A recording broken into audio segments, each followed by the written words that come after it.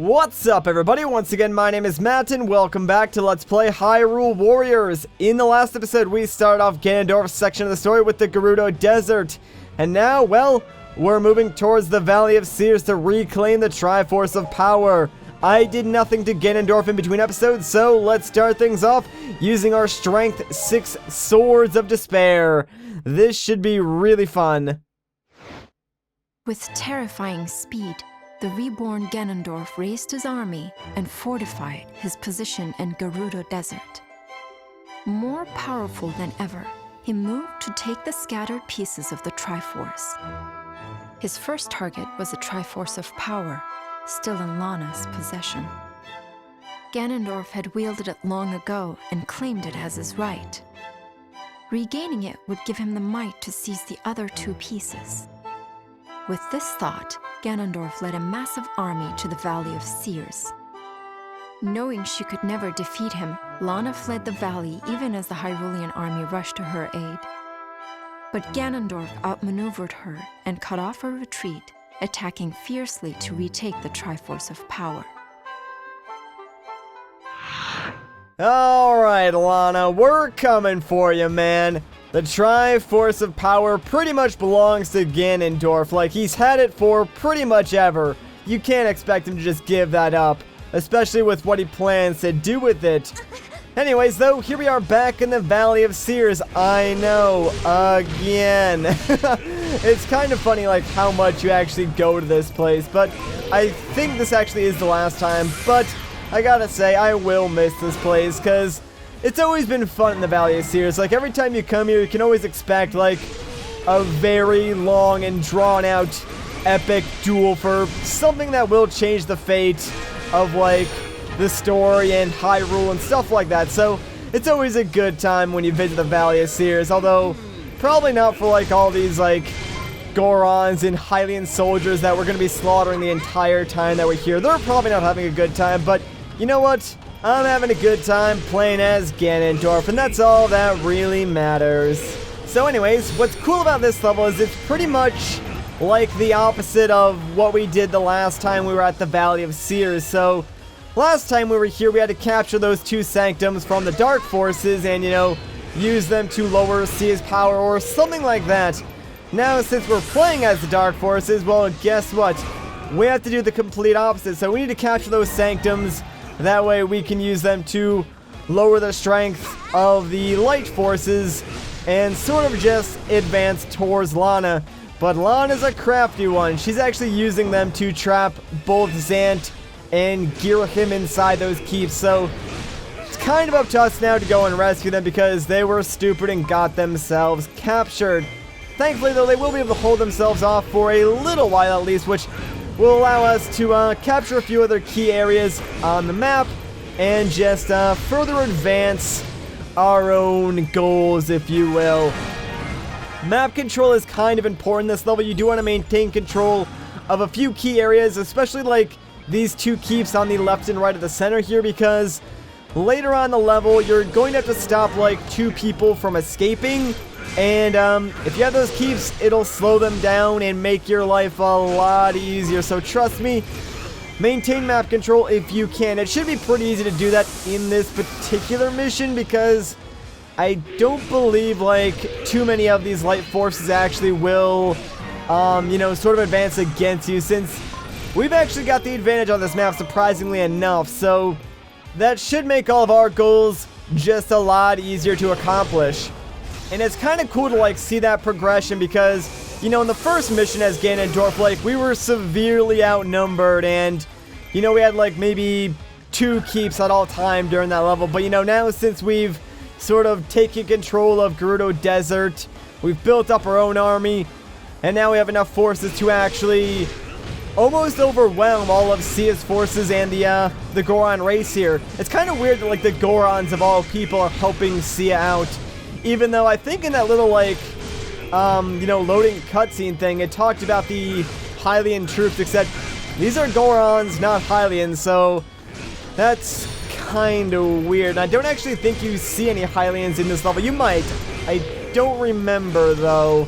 Unless these, like, Gorons are, you know, honorary Hylians, which I guess would make sense since the Gorons and the Hylians, I think they've sort of like gotten along for a very long time if you like look into the lore of Zelda and stuff like that. Like the only time I can ever recall them fighting is actually in this game, you know, when the evil Princess Zelda brainwashed Darunia. Other than that, though, I think the Gorons have always been a peaceful race towards the Hylians.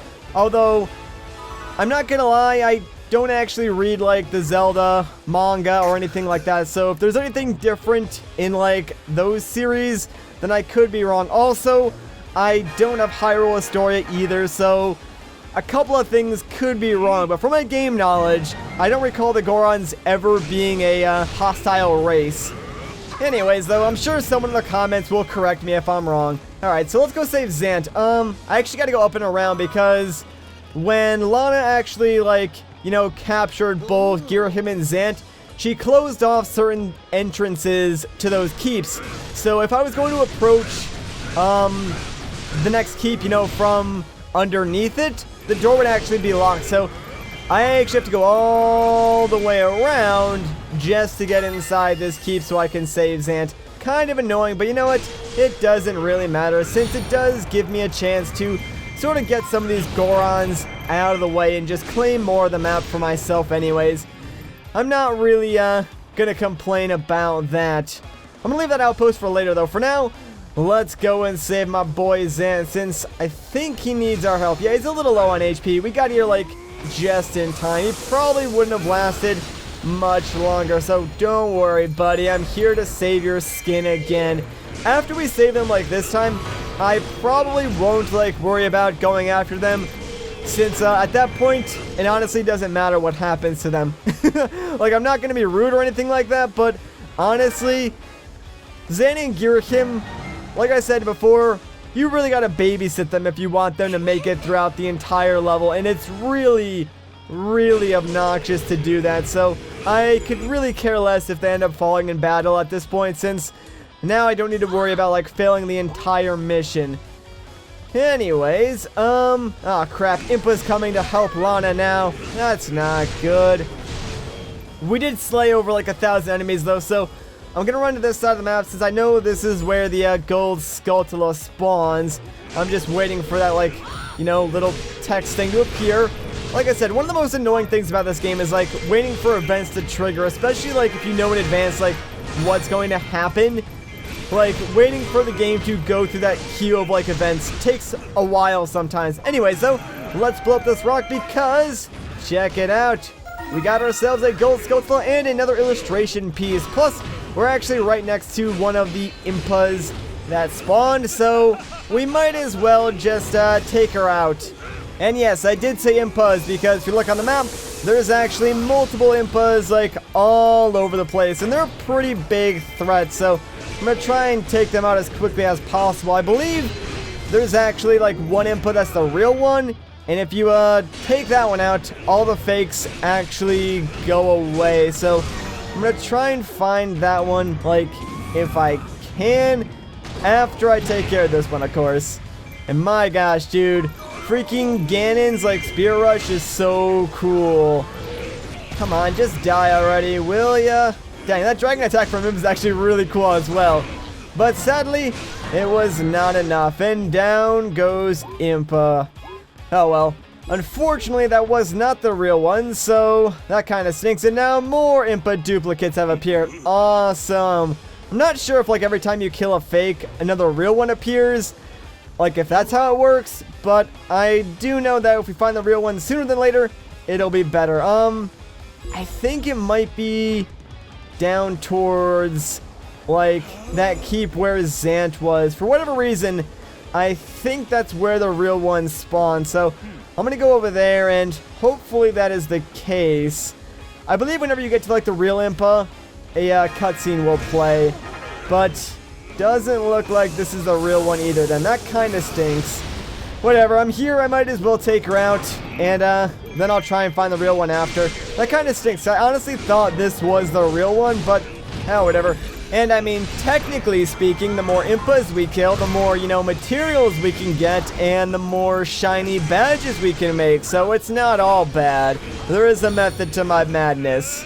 And honestly, I don't even know why I care so much, but like for whatever reason, I am just like so obsessed with getting all the badges for all the characters. Like, I know it's a really weird like thing to want to do. I think the badge system is just like really cool, and I like the advantages that they give you as well, but my gosh, it is ridiculously hard to actually fill those out just because the badges they require are like sometimes just insanely hard to get because you can only get them from battling certain enemies and bosses, and sometimes like a particular badge will require like 3 of those, so you'll either have to go to a level where there's like 3 of those bosses or characters and fight all 3 of them and then make sure you get that material, which is kind of random by the way, I believe, or you just have to like keep replaying a level over and over again until you get the material that you want. So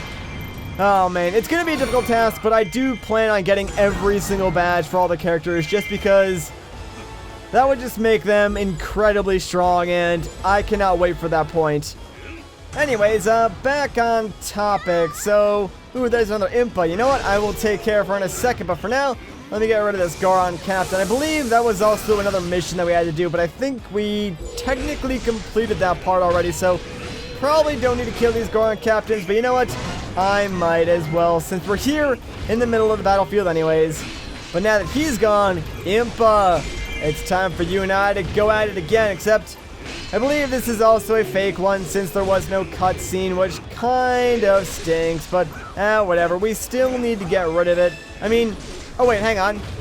Oh, okay, so the real one's actually all the way over there. Alright, well, technically speaking, I could just go after that one and kill that, but I mean, this one's already at like half HP anyway, so I might as well. Plus, we got the execute, so yeah, there we go.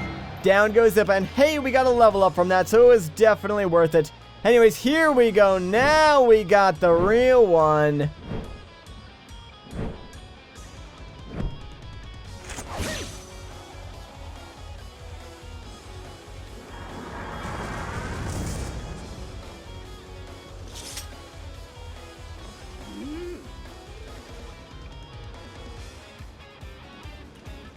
Is it just me, or did that cutscene make, like, literally no sense in the context of, like, everything that's going on? Like, what does Impa chopping up 3 pendulums at the exact same time have to do with, like, her fighting Ganondorf in any way whatsoever? Like, it was a cool, like, fanfare opening, I'll give you that, but it really doesn't make... Wow, she died that quickly. I honestly thought she was going to survive that execute, but my gosh, Ganondorf is a monster, man. Holy crap. And there we go, all of the Impa doubles are gone, and Impa, I believe, is gone as well, so we should be good. And dang it, man, I have to go around to get in there, I think. Oh, wait, no, never mind. They just freaking opened up on their own. Oh, man, this game, it's playing tricks on my mind. Anyways, though, let's take this keep, because I believe if we do... we will actually get a chest to appear, and of course that chest has something very important in it. And there we go, right on cue. And oh no, Lana's book! You tore all those pages. That's not good. Oh, never mind, she put them back, although they're probably not in the same order, so I wouldn't recommend reading that book now. It's probably like all just out of order and everything. Anyways, let's just kick open this chest and see what we got, shall we? It's a heart piece. Alright, sweet. So, Lana has revealed herself finally. Now it's time to... Wait, hang on.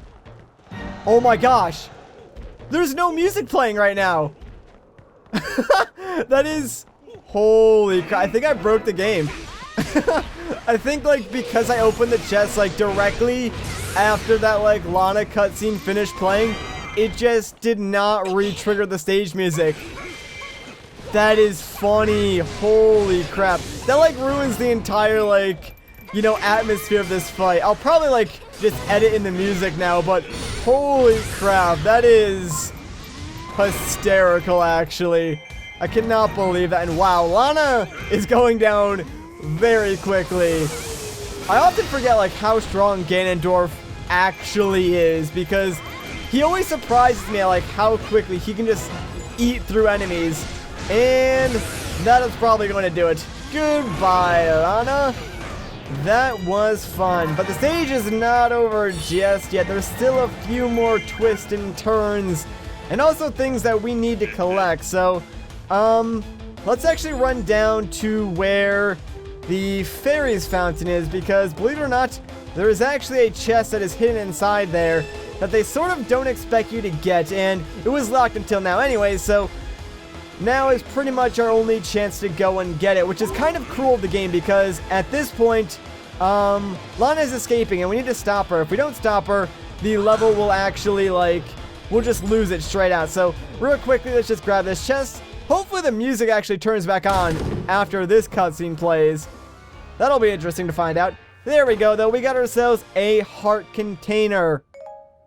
Now our next goal is to stop Lana from escaping. And hey, the music is back! Thank goodness. Alright, Lana actually hasn't split up into two yet, so that is good for us. So let's just focus everything on her right now and try and stop her from escaping, because like I said, if she escapes, we basically lose the entire level. So obviously you don't want that to happen. Thankfully, her like point of escape is all the way almost near where like Ganon's allied base is, so it's pretty far down the map, and I highly doubt she'll be able to get there before, you know, we can actually take her out. And my gosh, she's like going to die any second now anyway, so dang, I was kind of hoping we could defeat her before like she split into two, but oh well, we were not quick enough. She did split into two, but thankfully the first one is already down, and her clone is half HP, so automatically gives us an advantage. This should be pretty easy now. Just gotta take out one half HP Lana, and then we are good to go. Man, though, I feel like we did this level really, really quickly. Oh, can we get it? Dang it. If we had gotten that, we would have just, like, ended the fight right then and there. But, oh, well, just gonna drag on a little bit longer. But, yeah, like, I feel like these Ganondorf stages are just a lot shorter than the normal ones. That could just be because Ganondorf is ridiculously strong, though. And honestly, it most likely is. Ooh, wait, can we get it? Yeah, there we go. And one more punch. Goodbye, Lana. And that does it. So, there we go. We've completed this stage. Let's see what we can collect before this actually ends, though, because I want to get myself some more materials, man. I am, like, such a material hog. It is not even funny. Ooh, wait, hang on. We got ourselves a silver material. Bam! Those are the important ones, man. Those are the ones that you get from, like, bosses and stuff like that. So every time you see those, make sure you pick them up, because chances are you can make some cool stuff with that. Anyways, that's gonna do it. My man Ganon. Oh my gosh, dude. Just seeing him is so awesome, because, like, he's like, yeah, man, I'm the best. I don't know. I really do enjoy playing as Ganon. It is a lot of fun. See, even Ganon's laughing. He liked it too. Alright, wow, 14 minutes. That was pretty quick. Not bad at all, though. That's a pretty decent Deku Spear. Ooh, got a locked seal on that one. Ooh, holy crap, that is really good. And, ooh, we got some decent materials as well. Not bad. And what we got for a picture? Oh, sweet, we completed up that entire row now. Nice. Anyways, though, I guess that is going to do it for this episode. So if you guys enjoyed this video, a like rating would be greatly appreciated. If you want to see more, consider subscribing. But once again, guys, my name is Matt. Thank you so much for watching, and I'll catch you in the next one.